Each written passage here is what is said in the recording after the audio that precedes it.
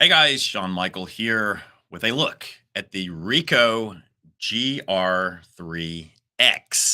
camera.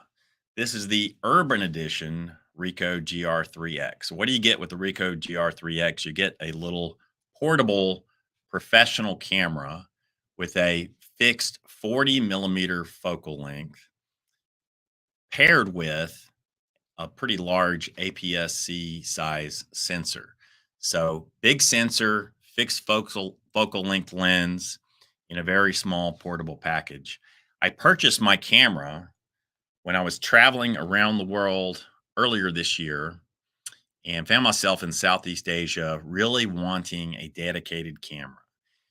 Recently I attempted traveling overseas using only my iPhone 14 Pro as my camera. And while the iPhone has a fantastic camera system, I found myself at times really missing having a dedicated camera because I'm a person who really enjoys playing around with shutter speed and aperture and so forth. And I just really felt I needed a dedicated camera to do that. But I wanted to find the best small camera that I could find, and kind of on an impulse decision, I purchased the Ricoh.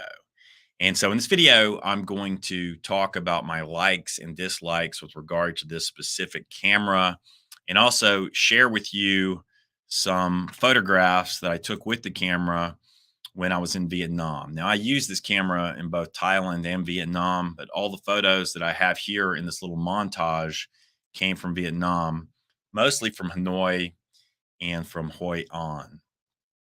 And overall, I found that I really love this little camera.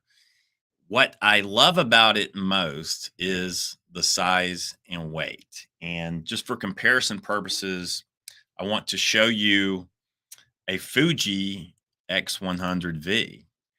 And this is a pretty close competitor to the camera. These two cameras have the same size sensor. They both have APS-C size sensors. The Fuji has a built-in viewfinder. The Ricoh does not. But you can see just from this comparison, the Ricoh is the much smaller camera. It's probably got about half of the overall footprint. It's a much lighter weight camera. I believe this body is made mostly of magnesium, so it's very sturdy, great build quality, but also super lightweight. And you can see the lens does not extend out very far from the camera. And really, it slides into just about any pocket, even a shirt pocket. And I'll compare it also with my iPhone. This is an iPhone 14 Pro. This is not even the large iPhone, but you can see that the Ricoh camera is much smaller than the iPhone, certainly in terms of length and in depth. And so the Ricoh is a very pocketable, powerful little tool.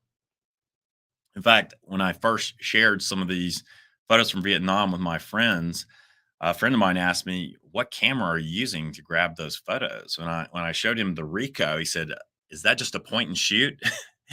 And it may look like a point and shoot, but it actually has many professional features. And my friend described the photography as National Geographic quality photography or photos coming out of this little package.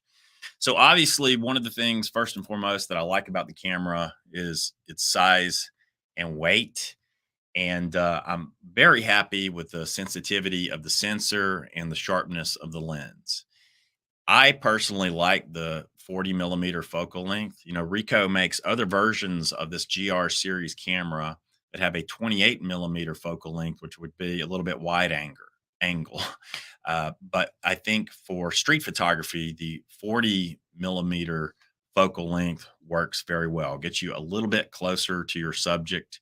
Now, sometimes I've found that in indoor settings, it can feel a little bit crowded. You're a little bit too close to your subject.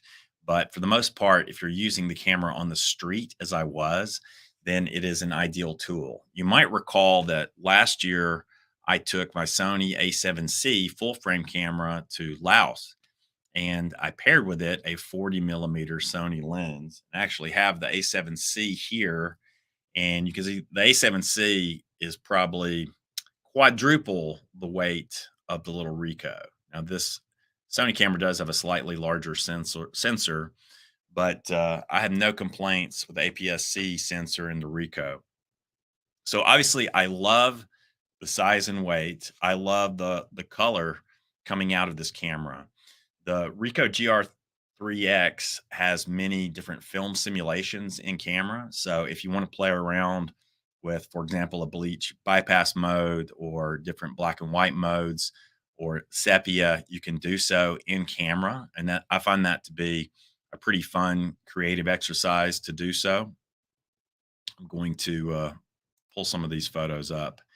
And I also found that once you nail focus, the quality of the sharpness and resolution coming out of this lens is exceptional. And the key there being nailing focus. I would say my biggest complaint with the camera has to do with the autofocus system. If you're accustomed to a more AI based system like is being used in the state of the art Sony cameras, then you may be frustrated when you first pick up the Ricoh. And in fact, I would say from my standpoint, that was my biggest problem with this camera. It took me many days, if not weeks, to become more comfortable with the focusing system because it's not really a simple point and shoot experience when it comes to focus. There are many different focusing modes. And of course, yes, there is autofocus and it does work pretty well, but I found it better quite often to either use the snap focus feature, and snap focus allows you to preset focus a specific distance from the camera. So you could preset it, I mean, for example, 10 feet, 15 feet from the camera and maybe set a larger aperture or I should say smaller aperture so you have a deeper depth of field. And a lot of people really enjoy using that snap focus or focus directly by touching the LCD display on the back of the screen. I mean, on the Ricoh, there is no viewfinder. So you're forced to use the LCD screen to compose your shots. You also can use it to actually take the shots. You can use it as a shutter. And I found that worked pretty well, assuming that your subject is not moving too quickly. One of my other big complaints with this camera is the lack of a tilt screen, because I think for street photography, it would be so beneficial if you could rotate this screen out and tilt it. And then maybe you could lower the camera waist high and more discreetly take photos out there on the street. As I said, the camera has very discreet looks. It doesn't draw a lot of attention to itself. It looks like a simple, classic point and shoot. So that actually has some benefits when you're out there on the street. I mean, it doesn't really draw attention to itself at all. And it's just a mild curiosity. If anything, people are wondering why is that guy using that old point and shoot camera instead of using his phone? But overall, I think the discreet looks can be advantageous if you're just trying to discreetly take photos of people on the street. So I'm going to check comments for for a minute here. Christy Michael, longtime viewer of the channel, says great size camera for travel. And yes, that is my favorite aspect of this camera. Its killer feature is the size and weight. You get fantastic, high quality images out of the camera, and it will fit in any pocket. So that's a pretty compelling package. The camera is fast enough. It's not like a Sony RX100 that shoots 20 frames per second. I believe at the highest speed setting, it will shoot maybe 9 frames per second. So it's sort of fast enough without being machine gun fast when it comes to actually taking the photos. But overall, I really like the camera, and I paid over $1,000 for this camera. I believe the current going price is around $1,200 to $1,300. But I found it to be a very unique package. Again, I don't really know of a smaller professional quality, powerful camera than the Ricoh. because I have other cameras, like for example, the Sony A7C, the Fuji X100V, and even the Sony RX100 series. The RX100 has a comparable size, but it has a much smaller sensor. And personally, from my standpoint, I would rather have the larger sensor of the Ricoh. So that's a look at the Ricoh X1 or GR3X. Sorry, sometimes these camera names trip me up. Overall, I'm very impressed with the camera. I like it. I don't love it because of the autofocusing difficulties. I hope that Ricoh continues to develop this platform.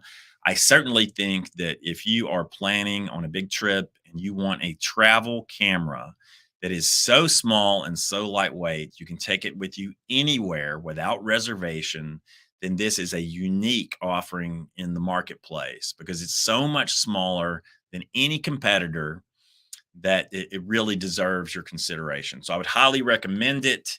And I hope that Ricoh continues to develop this platform. I would love to see an improved autofocusing system in the next generation and a tilt screen. Don't need a viewfinder necessarily, but a tilt screen would make this a truly killer package.